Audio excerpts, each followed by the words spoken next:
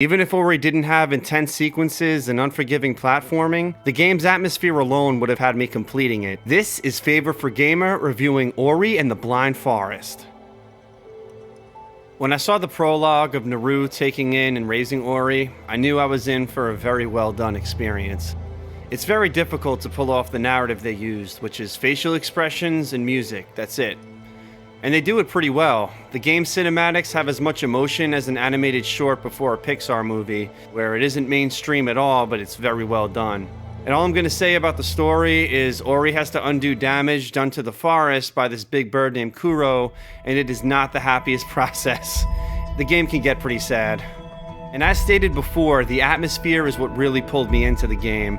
Any still of the scenery could have been an awesome desktop background. My focus was on the artwork for so long, I didn't remember Ori had that blue sign light on him until around 21% of the game. What finished the epic feel, or pulled it all in, was the score. The score sounded like it could have belonged in an actual film. With the orchestral eruptions playing in the background, it really helped bring the gravity of the combat and the actual overall image of the Blind Forest home. I highly recommend playing the game with the lights turned down.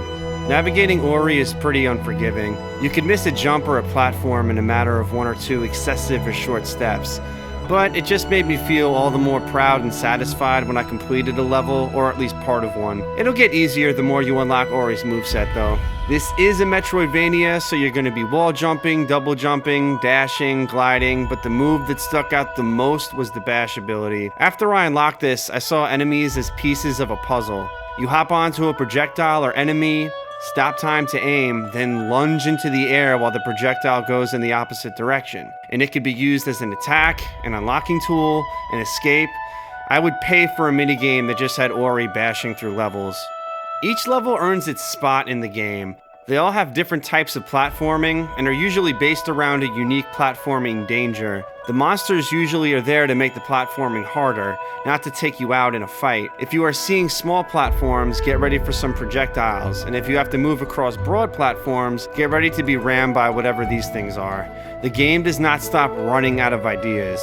Even with my binging sessions with the game, none of the gameplay blended into each other. I had to keep pausing the game and writing down in my little game review notebook all the new ideas that it had. And I just need to address the flowers that blossom over spikes that are triggered by jumps. Like, this is an Ori in the Blind Forest moment.